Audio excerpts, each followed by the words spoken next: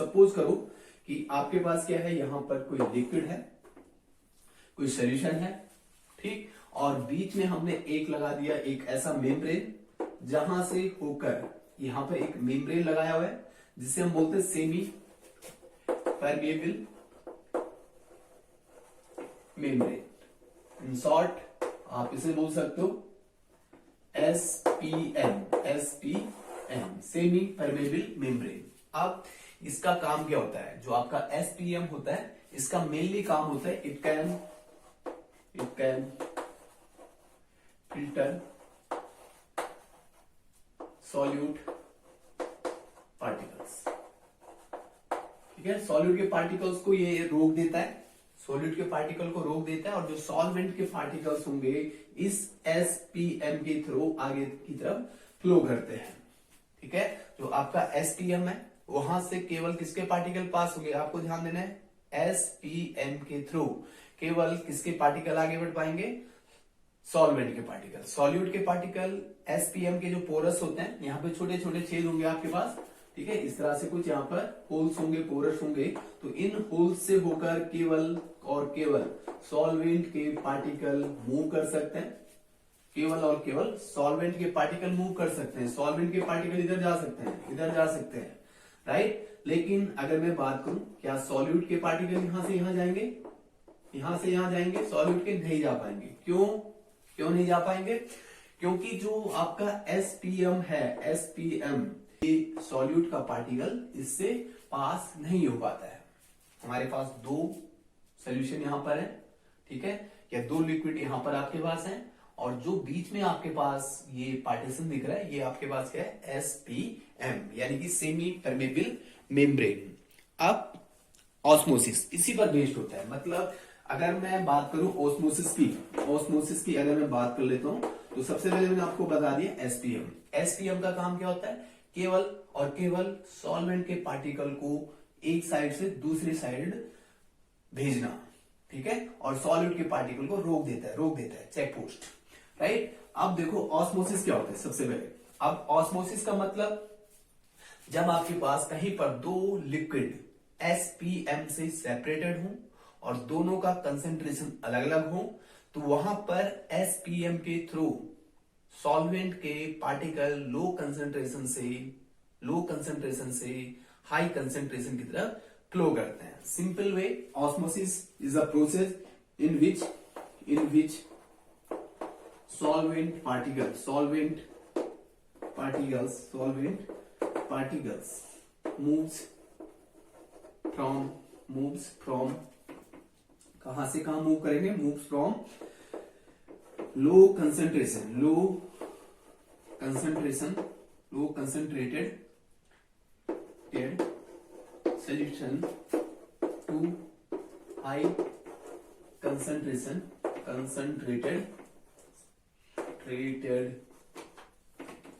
concentrated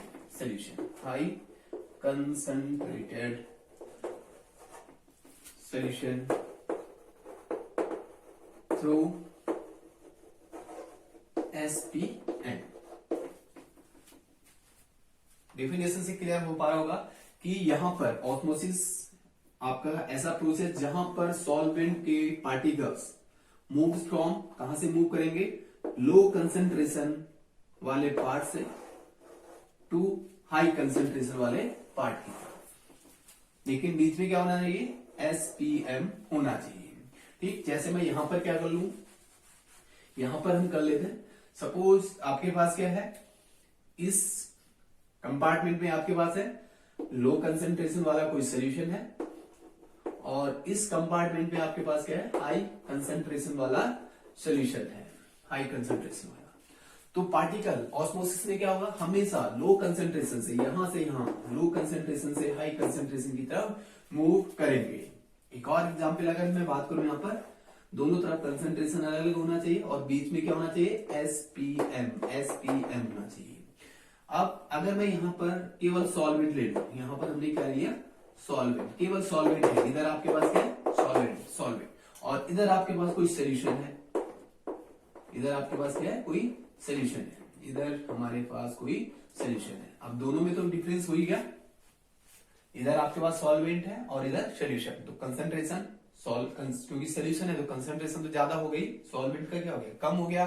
तो यहां पर भी पार्टिकल सॉल्वेंट वाले पोर्शन से सोल्यूशन की तरफ जाएंगे और यहां पर भी आपके पास लो कंसंट्रेशन से हाई कंसंट्रेशन की तरफ सॉल्वेंट के पार्टिकल मूव करेंगे।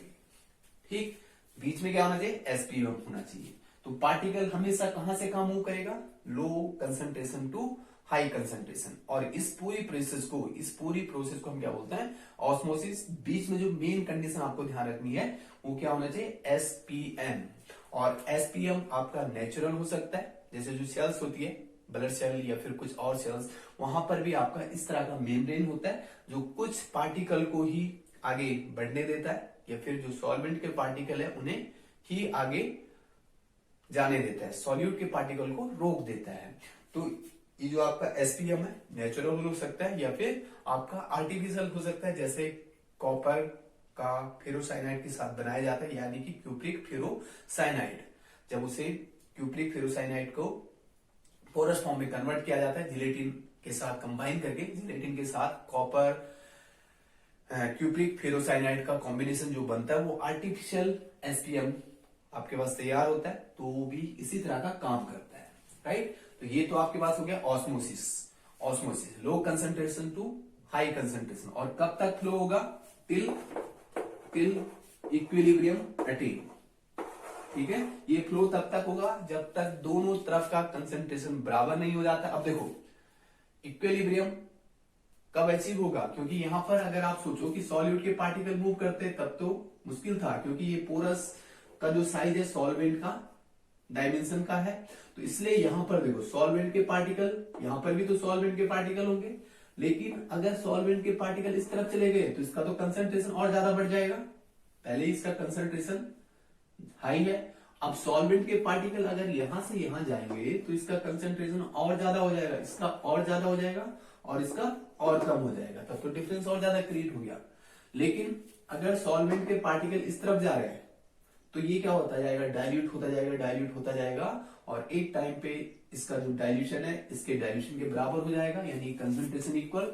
तो उस टाइम पर आपका ऑस्मोसिस प्रोसेस रुक जाएगा। ठीक, तो ये आपको ध्यान रखना है। अब हम देखें कि जो आपका ऑस्मोटिक प्रेशर है, अब देखो अभी तक तो आपने देखा कि यहां पर सॉल्वेंट का फ्लो है, लेकिन अगर हम यहां पर क्या कर दें, थोड़ा सा यहां पर क्या कर लें, कुछ एक्सटर्नल प्रेशर अप्लाई कर दें, क्योंकि पार्टिकल इस तरफ जा रहे हैं, पार्टिकल यहां से इस तरफ जा रहे हैं। अब अगर हमें पार्टिकल का फ्लो रोकना है तो आप क्या करोगे, यहां से कुछ प्रेशर एक्सर्ट करोगे। इसके ऊपर हमने एक पिस्टन लगा दिया, पिस्टन लगाने से वहां पर प्रेशर हमने अप्लाई किया, ठीक है, पिस्टन का यूज किया आपने और वहां पर प्रेशर आपने अप्लाई कर दिया। अब जब आप यहाँ पर प्रेशर अप्लाई कर रहे हो और इतना प्रेशर लगा लेते हो कि जो पार्टिकल यहां से यहां जा रहा था वो आगे नहीं जा पाए, प्रेशर लगा रहे हो ना आप, तो जो पार्टिकल आगे जा रहा था वो रुक जाएगा। इतना प्रेशर आपने अप्लाई कर दिया कि पार्टिकल का जो फ्लो था वो रुक गया, पार्टिकल का फ्लो रुक गया। तो जो एक्सटर्नल प्रेशर आपने यहां पर अप्लाई किया जो ऑस्मोसिस प्रोसेस को रोक देता है, the external pressure which can stop the process of osmosis is known as osmotic pressure। ठीक है, तो ये आपके पास क्या होता है, एक्सटर्नल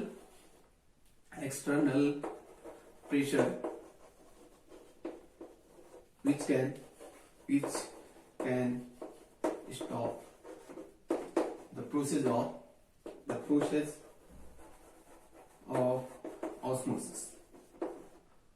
उसी को हम क्या बोलेंगे, ऑस्मोटिक प्रेशर। जो मिनिमम प्रेशर जो ऑस्मोटिक प्रेशर को ऑस्मोसिस प्रोसेस को रोक दे, उसी को हम क्या बोलते हैं, ऑस्मोटिक प्रेशर।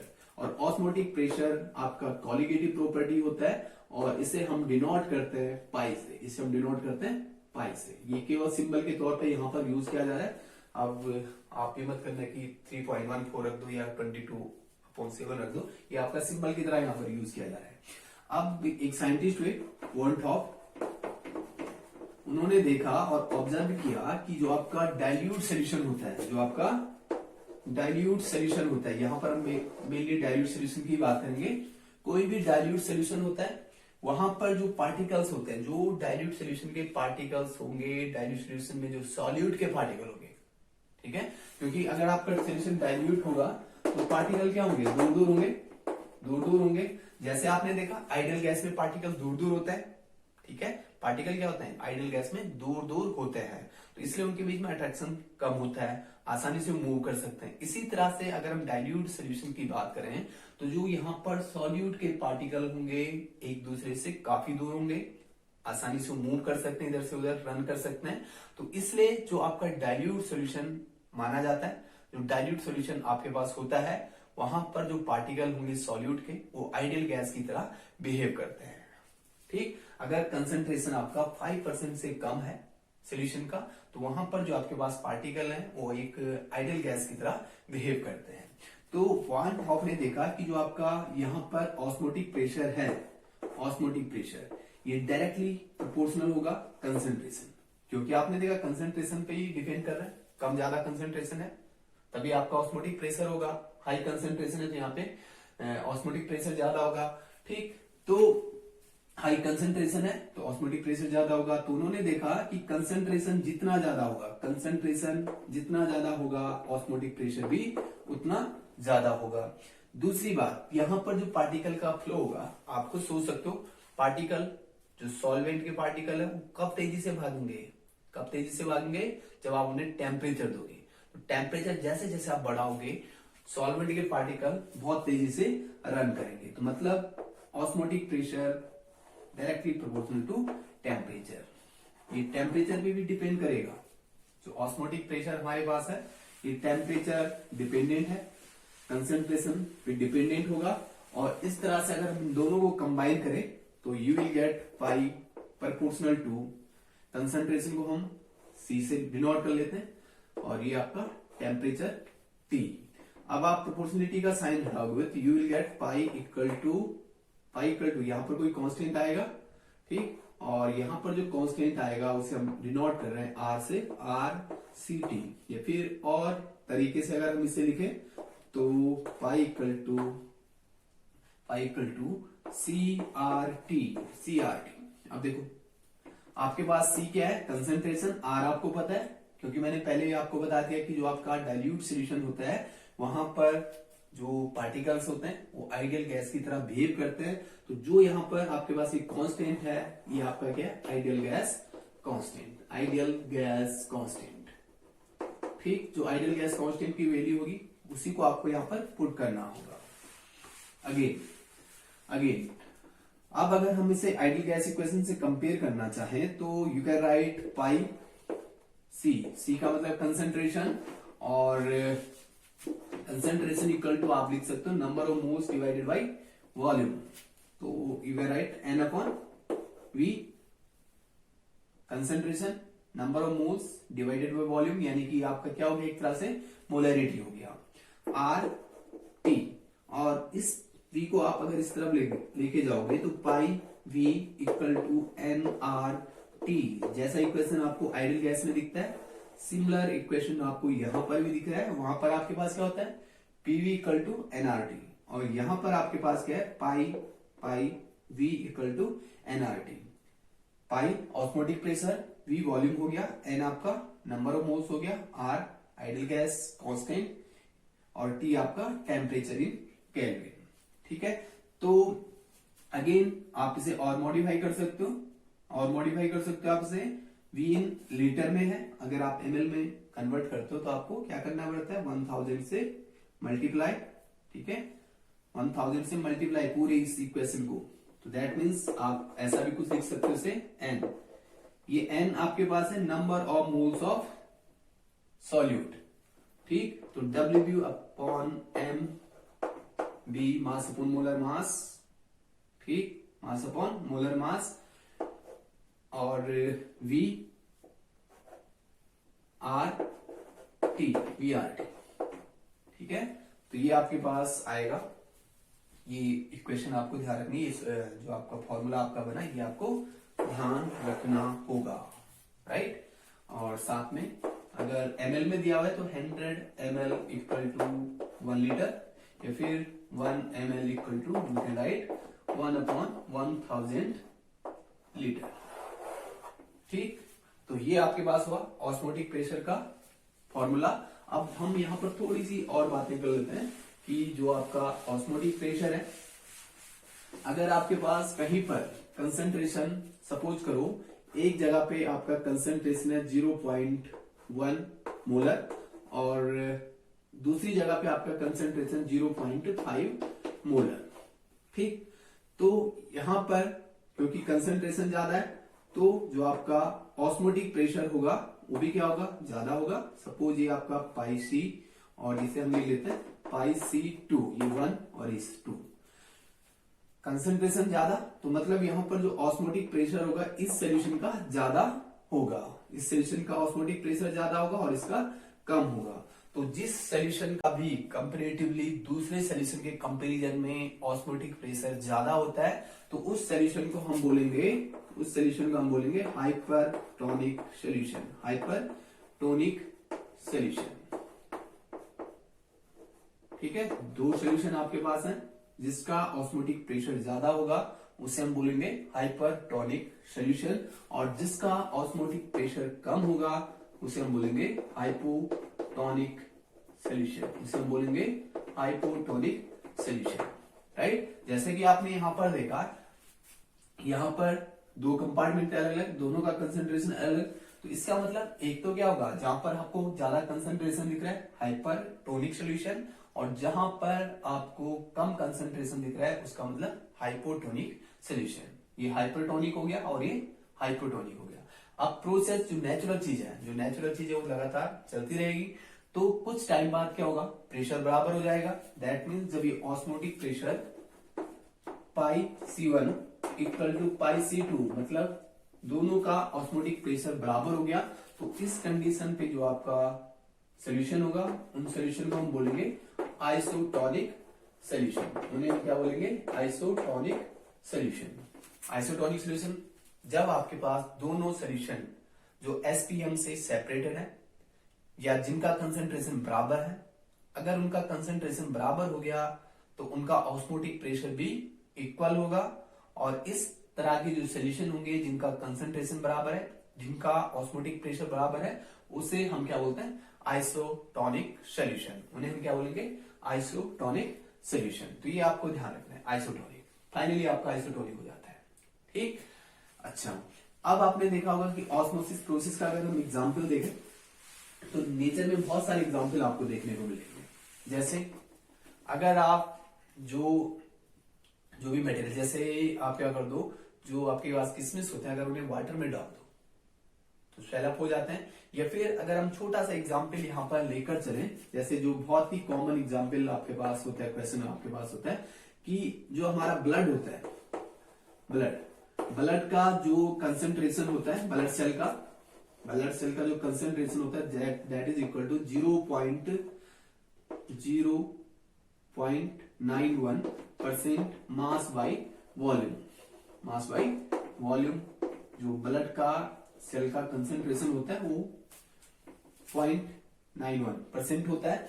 अब अगर आपके पास एक ब्लड सेल है, ये ब्लड सेल है, और इसको क्योंकि ब्लड सेल है तो इसके पास ऑलरेडी क्या है, एसपीएम है। ये आपका ऑलरेडी क्या है, एसपीएम नेचुरल है।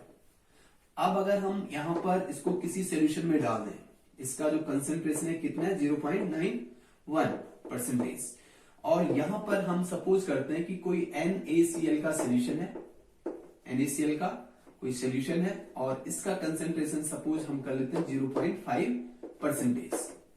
ठीक, इसके पास ऑलरेडी क्या है, एसपीएम है, और ये आपके पास सेपरेटेड है किससे, एसपीएम से, और इस तरफ आपके पास है 0.5% ऑफ NaCl का सोल्यूशन। अब यहां पर क्या प्रोसेस होगी, यहां पर प्रोसेस होगी क्या, देखो आपको पता चल गया यहां पर कंसेंट्रेशन क्या है, ज्यादा है, हाई कंसेंट्रेशन, और यहां पर आपके पास कंसेंट्रेशन क्या है, लो कंसेंट्रेशन। बीच में आपको क्या दिखा, एसपीएम दिखा। अब जब इस तरह की कहानी होती है कुछ कि बीच में आपके पास एसपीएम, दोनों तरफ कंसेंट्रेशन अलग, तो उस कंडीशन में क्या होता है, पार्टिकल, सॉल्वेंट के पार्टिकल लो कंसेंट्रेशन से हाई कंसेंट्रेशन की तरफ मूव करेंगे। तो दैट मीन्स लो कंसेंट्रेशन से इसकी तरफ मूव करेंगे, तो जो ब्लड सेल होगा उसका एक्सपेंशन होना शुरू हो जाएगा, ब्लड सेल एक्सपेंड होगा, और एक्सपेंड होगा तो इतना तो ये जो उसका वाल होगा बियर नहीं कर पाएगा, सहन नहीं कर पाएगा, जिसकी वजह से क्या हो जाएगा, ब्रस्ट हो जाएगा। राइट। दूसरी कंडीशन आपके पास वही ब्लड सेल हमने यहां पे लिया 0.91% इसका मास बाय वॉल्यूम कंसेंट्रेशन, और यहां पर अभी हम लेते हैं यहां पर 1.00% ऑफ NaCl।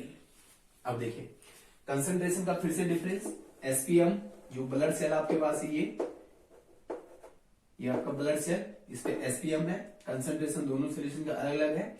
इसका कंसेंट्रेशन अभी अगर कंपेरेटिवली देखोगे तो क्या हो गया, कम हो गया, और इसका कंसेंट्रेशन क्या हो गया, ज्यादा हो गया। जो बाहर की तरफ सोल्यूशन है, यहां पर जो भी सोल्यूशन है ये पूरा NaCl का सोल्यूशन है, तो यहां पर हाई कंसेंट्रेशन, इधर लो कंसेंट्रेशन।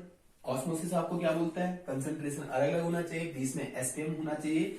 तो अब इस बार क्या होगा कि यहां से ब्लड सेल से जो भी मटेरियल होगा, जो भी कंसेंट्रेशन सोल्यूशन यहाँ पे होगा ब्लड सेल में, वो यहां से लिबरेट होना शुरू हो जाएगा, और जो ब्लड सेल होगी वो आपके पास श्रिंक होती चली जाएगी, श्रिंक होती चली जाएगी।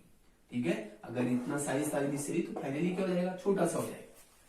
तो इस प्रोसेस में आप देखोगे कि जो ब्लड सेल है वो श्रिंक हो रहा है, और जब ब्लड सेल से ज्यादा कम कंसेंट्रेशन था एक्सपेंड हो और ब्रस्ट हो गया।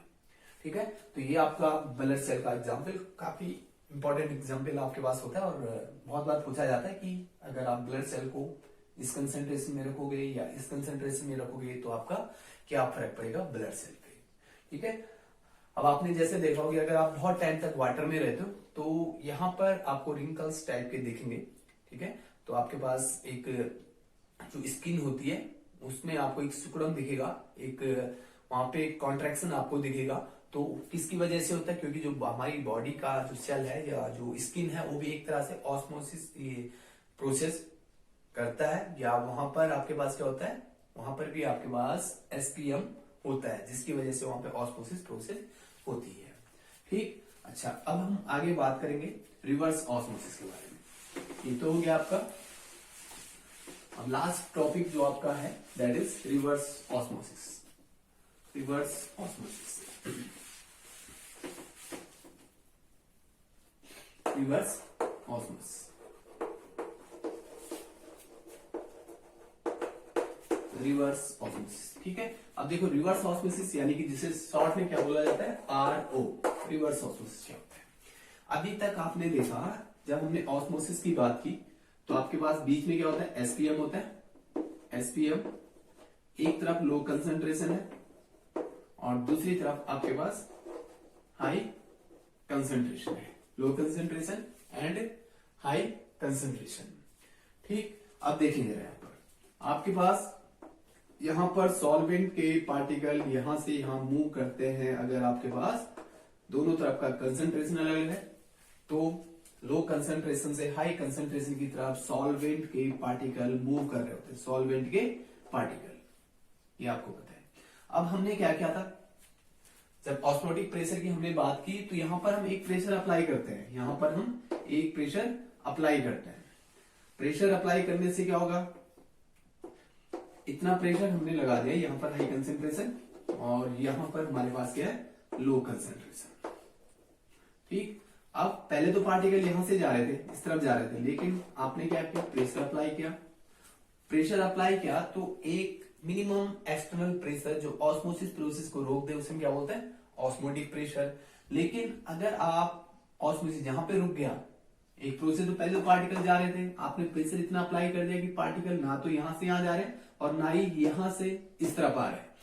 अब आपने और ज्यादा प्रेशर इंक्रीज कर दिया, और ज्यादा प्रेशर आपने इंक्रीज कर दिया, यहां पर और वेट बढ़ा दी, तो क्या होगा कि प्रोसेस रिवर्स होना शुरू हो जाएगा। अभी तक यहां जा रहे थे लो से हाई, अब पार्टिकल आपके पास हाई कंसंट्रेशन से लो कंसंट्रेशन की तरफ आ रहे होंगे थ्रू एसपीएम। मतलब आपके पास क्या होगा, पार्टिकल सॉल्वेंट का जो पार्टिकल है that is flowing from high concentration to low concentration. Reverse हो गया प्रोसेस। ऑस्मोसिस में क्या होता था, लो से हाई की तरफ पार्टिकल मूव कर रहा होता था। अब आपके पास प्रोसेस रिवर्स हो गया, हाई कंसंट्रेशन से लो कंसंट्रेशन की तरफ सॉल्वेंट के पार्टिकल मूव कर रहे हैं, तो इस प्रोसेस को हम क्या बोलते हैं, रिवर्स ऑस्मोसिस, RO। घरों में जो वाटर का प्योरिफिकेशन होता है वहां पर आप RO यूज करते हो, तो वो भी लगभग इसी टेक्निक पे काम करता है। हालांकि वहां पर बहुत सारे मटेरियल होते हैं, एडजॉर्प्शन होता है, बहुत सारे तरीके हो सकते हैं। अब जैसे यहाँ पर इसका हम बेस्ट एग्जांपल देखें, जो कोस्टल एरिया होते हैं जैसे मुंबई हो गया, तो वहां पर जो सी वाटर है उसे प्योरीफाई करके ड्रिंकिंग पर्पज के लिए यूज किया जाता है, तो उसे भी इसी प्रोसेस से यूज किया जाता है। ये आपका हो गया सी, ठीक है। अब क्योंकि यहाँ पर तो क्या होगा, आपके पास NaCl होगा या बहुत सारे सॉल्ट यहाँ पर होंगे, सॉल्ट सैलाइन वाटर आपके पास होता है।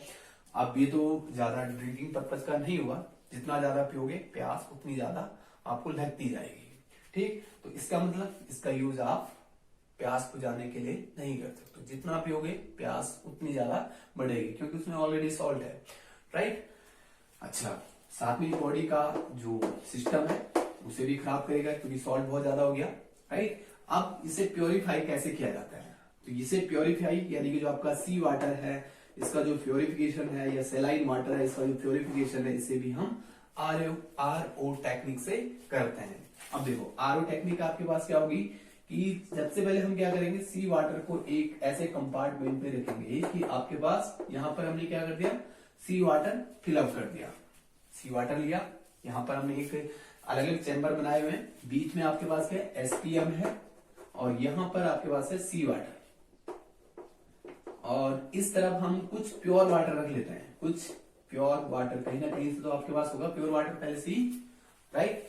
अब हम क्या करेंगे, वैसे तो अगर नॉर्मली देखा जाए, अगर हम ऑस्मोसिस प्रोसेस को सिंपली देखें तो लो कंसेंट्रेशन है, लो कंसेंट्रेशन, इस तरफ आपके पास लो कंसेंट्रेशन, तो पार्टिकल यहां से यहां भागेंगे सॉल्वेंट के, तो यहाँ पे तो वाटर का क्वांटिटी घटता जाएगा।